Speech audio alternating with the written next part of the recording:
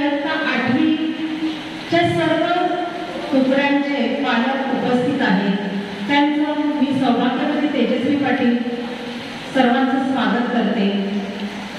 विद्यालयाचे प्राचार्य सन्माननीय BS माळी सर यांच्या हस्ते तसेच पालक प्रतिनिधी यांच्या हस्तेही सरस्वती मातेचं पूजन होत आहे.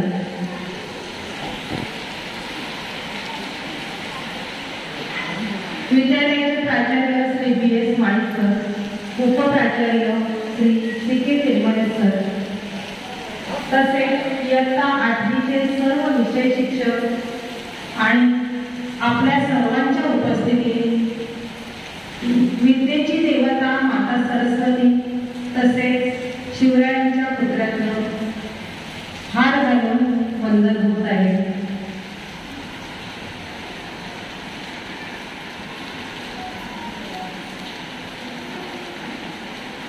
इयत्ता 10वी, 9वी आणि 5वी ते 7वी या सर्व इयत्तांचे पालक शिक्षक सभा इथे संपन्न झालेले आहेत आणि आज 7 तारखेला आपण इयत्ता 8वीची पालक सभा इथे आयोजित केलेली आहे.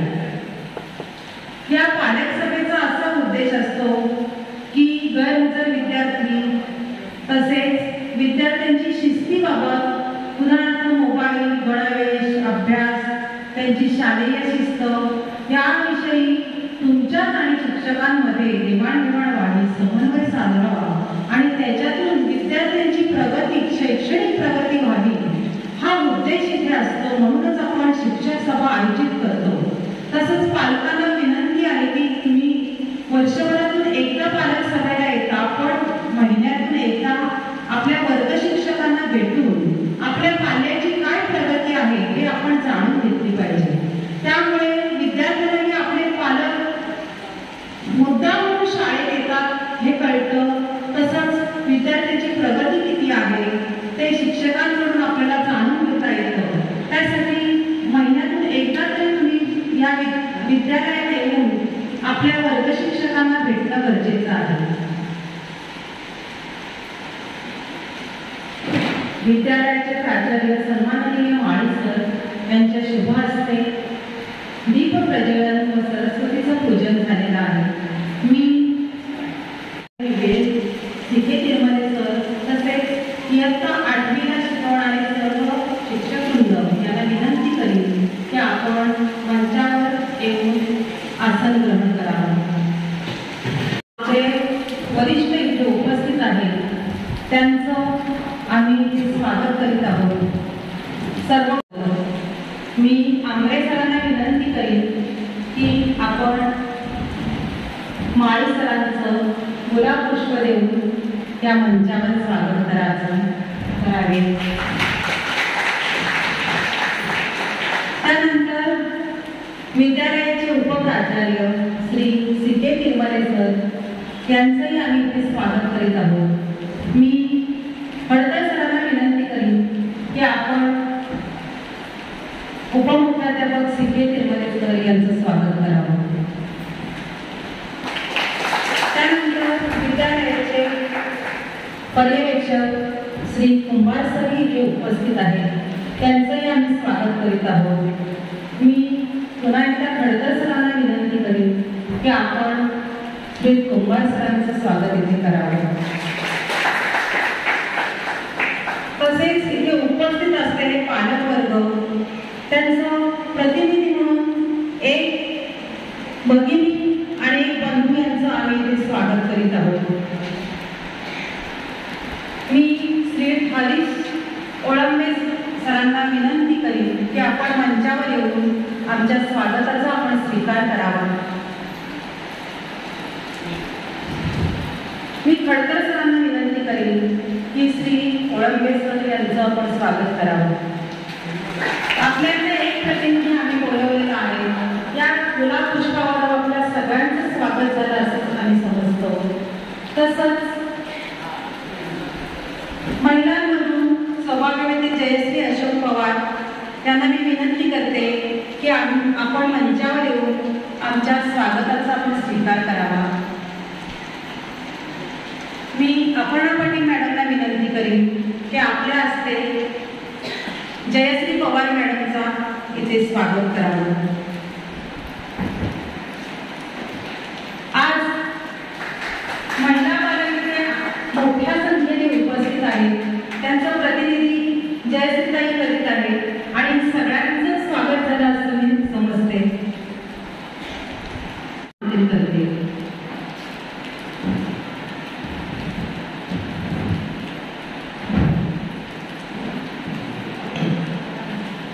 धन्यवाद मॅडम. या शाळेचे प्रशासन आणि आमचे मार्गदर्शक, या शाळेचे प्राचार्य सन्मान्य बाळे सर, आमचे दुसरे मार्गदर्शक आणि या शाळेचे उपप्राचार्य सन्मान्य किरमावी सर, पर्यवेक्षक गोखले सर, महाजन सर, इथे उपस्थित असलेले आंबरे सर, खडतर सर आणि 8वीचे सर्व वर्ग शिक्षक आणि आपण सगळे पालक बंधू भगिनी. संख्येचा विचार करता आत्ताच साहेबांनी थोडीशी चर्चा केली की 8वीची विद्यार्थी संख्या 350 आहे, 350 विद्यार्थी आहेत आणि वरचे 50 पालक फक्त दिसत आहेत. कदाचित पावसाचं परिणाम असावा असं म्हणूया किंवा आमच्यावर तुम्ही विश्वास टाकला आहे असं म्हणूया. कारण म्हणजे मला मॅडमने सांगितलं की वर्षातून एक दिवस म्हणण्यापेक्षा काही तास आपल्या मुलासाठी जर आपण दिले तर निश्चितपणे तुमच्या मुलाला पुढे घेऊन जाण्यासाठी, त्याचा सर्वांगीण विकास करण्यासाठी निश्चितपणे फायदा होणार आहे. या बालक सभा आपण नेहमी जुलै 1 किंवा ऑगस्टमध्ये घेत असतो, पण साधारण 1.5 वर्ष ऑनलाईन शिक्षण झालं, गेल्या वर्षी 6 महिने ऑफलाईन शिक्षण झालं आणि त्या संदर्भात मला काय जे देता आलं ते बरंच शिक्षणाने केलेलं आहे आणि म्हणून पुढच्या वर्गात गेलेले आहेत. पण जो 1.5 वर्षाचा ऑफलाईनमध्ये कोणाचा जो गॅप पडलेला आहे तो गॅप भरून काढण्यासाठी आणखी या वर्षी आपण काय करावं या संदर्भात चर्चा आणि विचारविनिमय करण्यासाठी आपण एकत्र आलेलो आहोत. आजच्या सगळ्याचे प्रमुख मार्गदर्शक आमचे प्राचार्य आहेतच, पण तत्पूर्वी आपल्याला थोडंसं बोलणं गरजेचं आहे. या वर्षीचा 10वीचा रिझल्ट जरी 1.5 वर्ष ऑनलाईन शाळा झाली असेल असं वाटलं होतं की ऑनलाईन शाळा झाली, मुलांचा अभ्यास फारसा झाला नसेल, परंतु आपल्या सर्व विषय शिक्षकांनी अत्यंत तळमळीनं ऑनलाईन आणि 6 महिने ऑफलाईन एवढा मुलांचा छान अभ्यास करून घेतला की मराठी माध्यमाचा रिझल्ट 98.50% आहे, इंग्रजी माध्यमाचा रिझल्ट 100% आहे.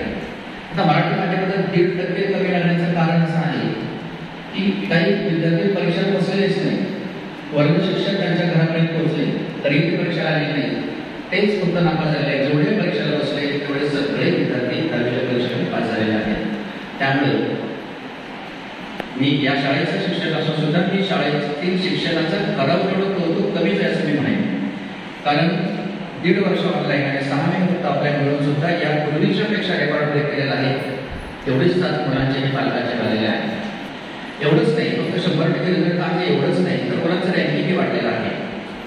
94%चे 2 मुलं आहेत दहावीला आपल्याकडे, एक मुलगी आणि एक मुलगा. एकाच वर्गातील 2 मुलं 94% मार्क मिळालेले आहेत आणि 2 मुलांना 93.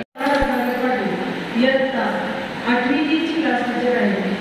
गणित आणि मराठी हे 2 विषय शिकवले. गणित विषयाबद्दल थोडक्यात सांगते की आम्ही विद्यार्थ्यांकडून उजळणी म्हणजे पाडेपाठ करतो, त्याच पाडे वर्ग ते सुद्धा घेतो. तर तुम्ही पालक नात्याने शाळेतून जे अभ्यास घेतलेला आहे तो मुलं घरी करतात की नाही याकडे कृपया लक्ष द्या. दुसरं की मुलांकडे, बऱ्याच मुलांकडे कंपल्सरी नसते. जेव्हा आम्ही आकृत्या दाखवून देतो तेव्हा आकृत्यांसाठी ही कंपल्सरीचं साहित्य जरुरी लागतं. आम्ही घेऊन जातो पण मुलांकडे ते उपलब्ध नसतं. त्याच्यामुळे चौकोन रचना, त्रिकोण रचना हे जे भूमिकेचे आहेत ते काढता येताना खूप आम्हाला प्रॉब्लेम येतात की मुलं साहित्य नसल्यामुळे त्याच्याकडे मागत जातात आणि गोंधळ जातात. म्हणून कृपया पालकांना एक विनंती आहे की आपल्या मुलांना कंपल्सरी ही द्यावी. धन्यवाद.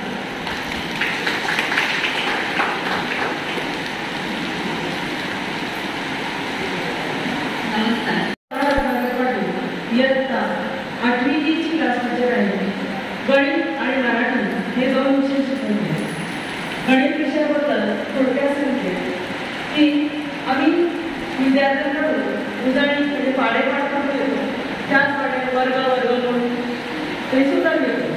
तर तुम्ही पालकच्या नजरे शाळेतून जे अभ्यास घेतलेला आहे तो मुलं घरी करतात की नाही याकडे कृपया लक्ष द्या.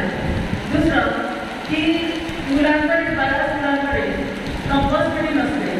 जेव्हा आम्ही आकृत्या दाखवून देतो तेव्हा आकृत्यांसाठी ही कंपल्सरी साहित्य जरुरी लागतं. आम्ही घेऊन जातो पण मुलांकडे ते उपलब्ध नसतं. त्याच्यामुळे चौकोन रचना, त्रिकोण रचना हे जे भूमिकेचे आहेत ते काढता येताना खूप आम्हाला प्रॉब्लेम येतात की मुलं साहित्य नसल्यामुळे त्याच्याकडे मागत जातात आणि गोंधळ जातात. म्हणून कृपया पालकांना एक विनंती आहे की आपल्या मुलांना कंपास पेटी ही द्यावी. धन्यवाद.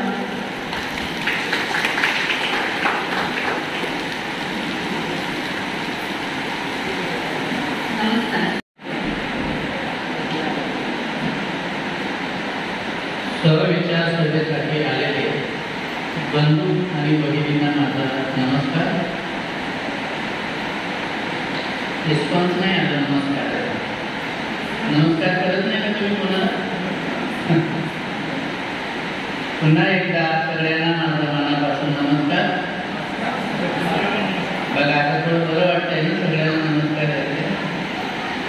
तर आजच्या या शिक्षक पालक परिषदेसाठी उपस्थित असलेले माझे सहकारी उपप्राचार्य आदरणीय तिरुमले सर, ज्येष्ठ पर्यवेक्षक आदरणीय कुंभार सर,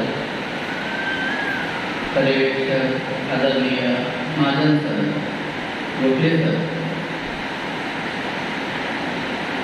आठवीचे सर्व वर्गांचे वर्ग शिक्षक, विषय शिक्षक आणि उपस्थित भगिनी आणि बंधू,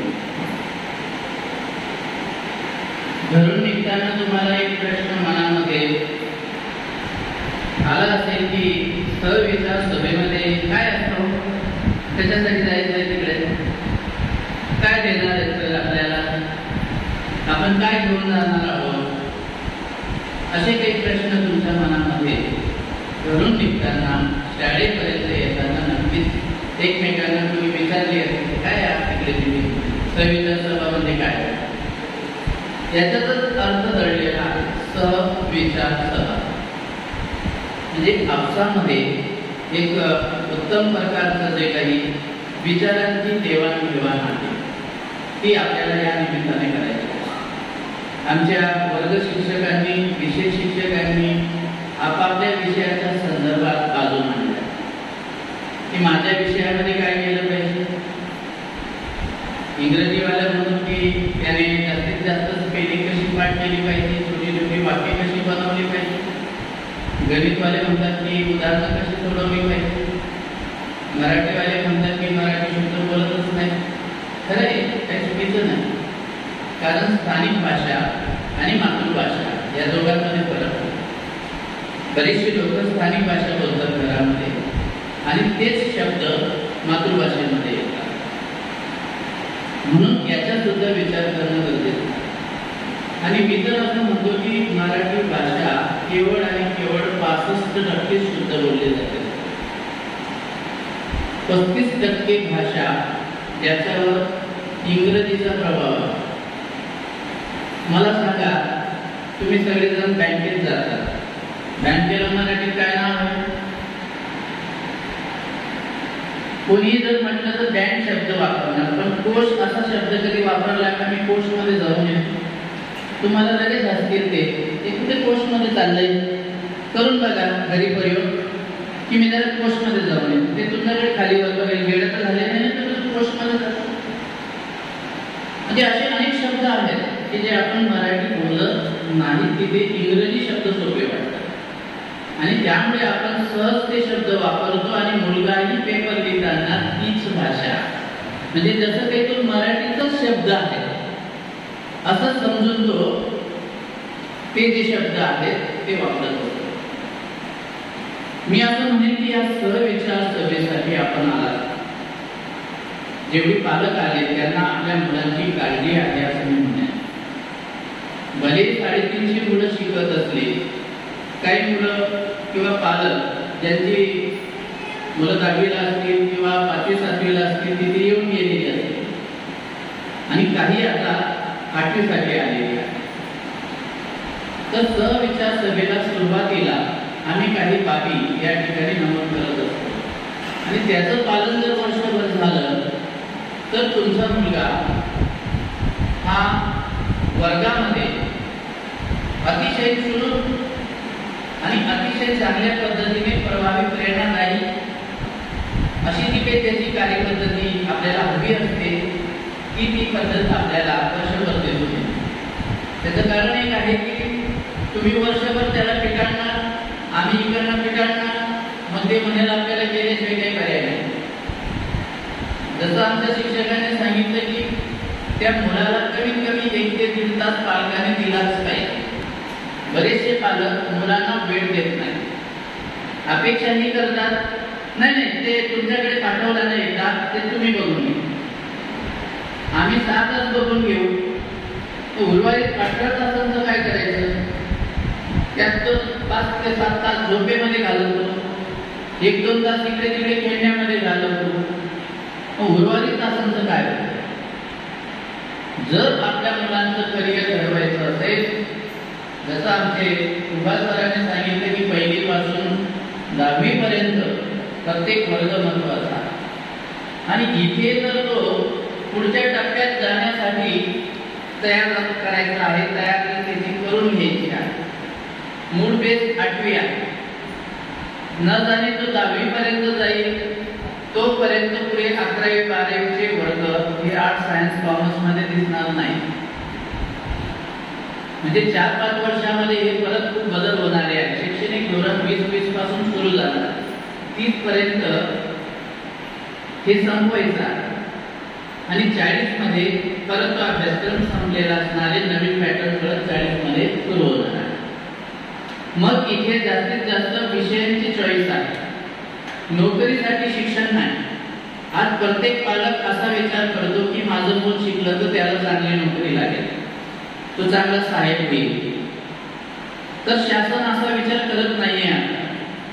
शासन असा विचार करत आहे की जे मूल अभ्यास करते, पुढे जाते, त्याने प्रत्येक क्षेत्रामध्ये हे उड्डाण केलं पाहिजे, म्हणजे भाग घेतला पाहिजे. मग तो व्यवसाय क्षेत्र असू द्या, नोकरीचं क्षेत्र असू द्या, संशोधनाचं क्षेत्र असू द्या, लेखनाचं क्षेत्र असू द्या, म्हणजे जे जे पाठ महत्वाचे आहेत त्याच्यामध्ये त्याने भाग घेतला पाहिजे आणि आवडीच्या विषयानुसार भाग घेतला पाहिजे.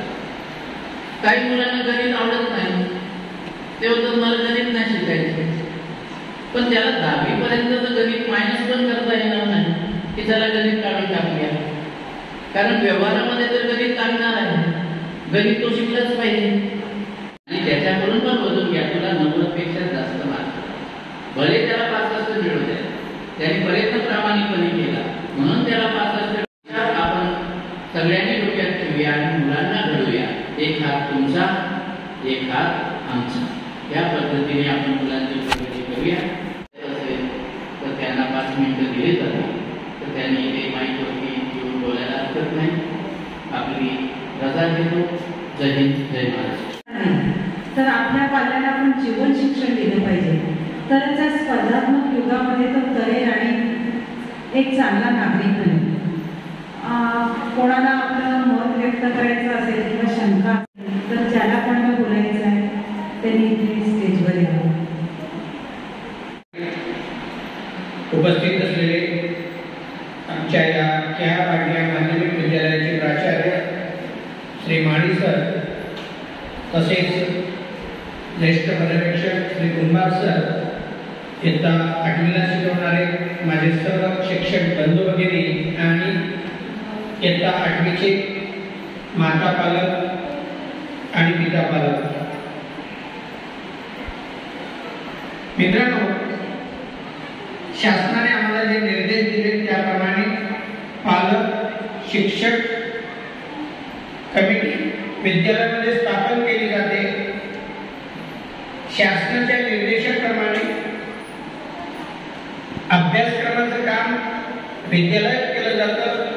हे विद्यालय या नवीन पनवेल परिसरामध्ये सर्वात जुनं विद्यालय आणि सर्वात अनुभवी शिक्षक वर्ग हे आमच्या विद्यालयामध्ये आहे आणि म्हणून आम्ही गेल्या 4-5 वर्षापासून निकालाची परंपरा ही 90%च्या पुढे कायम ठेवली आहे. दर वर्षाला निकाल वाढतो आहे ते आपल्याला चालू वर्षाच्या निकालावरून दिसत आहे. तसेच आपण जर गेल्या 5 वर्षापूर्वी या शाळेची अवस्था बघितली असेल आणि आता या विद्यालयामध्ये झालेला आमूलाग्र असा बदल, हा बदल आमचे जे प्राचार्य आहेत, मार्गदर्शक आहेत श्री माळी सर यांनी हा हळूहळू संस्थेच्या माध्यमातून पालकांकडून जे काही आम्ही 1700 रुपये घेतो त्याच्यामध्ये काही पैसे वाचवून हा बदल आपल्याच पैशातून आम्ही घडवून आणलेला आहे आणि त्याच्यामध्ये मोलाचा वाटा जो आहे आचार्यांचा आहे, प्लॅनिंग आहे. चालू वर्षी सुद्धा आत्ताच 50 लाखाची एक IT ची लॅब, सुसज्ज अशी लॅब तयार करण्यात आलेली आहे. सर्व विषयाच्या, विज्ञान विषयाच्या प्रयोगशाळा, ग्रंथालय आणि स्टाफ रूम असेल, सर्व प्रकारचा तुम्हाला बदल झालेला दिसतो आहे. नवे शिक्षकांच्या कडे लक्ष आहे, विद्यार्थ्यांच्याकडे लक्ष आहे आणि म्हणून हा निकालाचा आलेख वाढतो आहे. पालक शिक्षक सभेसाठी विद्यालयाचे प्राचार्य माळी सर यांनी वेळात वेळ, कारण इंग्रजी माध्यम, मराठी माध्यम, ज्युनियर कॉलेज आणि संस्थेची कामं, शिक्षणाधिकारी, विविध सर्व कामाचा व्याप असताना प्रत्येक पालक सभेसाठी त्यांनी वेळ काढला त्याबद्दल आपल्या सर्वांच्या वतीने आणि विद्यालयाच्या वतीने त्यांचे आभार. तसेच आपण सुद्धा आपल्या पाल्याच्या शैक्षणिक प्रगतीसाठी विद्यालयामध्ये काय चाललंय आणि काय घेतलं जाणार आहे माझ्या पाल्यासाठी, त्यासाठी वेळात वेळ काढून तुम्ही इथे हजर राहिला त्याबद्दल विद्यालयाच्या वतीने तुमचं सुद्धा हार्दिक आभार. तसेच आमचे 8वीला शिकवणारे सर्व शिक्षक आणि आमचे श्री जंगम सर यांनी कोरोना काळामध्ये अतिशय चांगल्या प्रकारचे व्हिडिओ तयार केले आणि कोरोना काळात सुद्धा आम्ही मार्गदर्शन केलं. विद्यार्थ्यांना मार्गदर्शन त्यांच्या माध्यमातून करू शकलो. ते आमचे जंगम सर या सर्वांचं विद्यालयाच्या वतीने हार्दिक आभार मानतो आणि ही सभा इथे संपन्न झाली असं जाहीर करतो. आपल्याला जर काही शंका असतील तर आपण वर्ग शिक्षकांना विचारू शकता. धन्यवाद.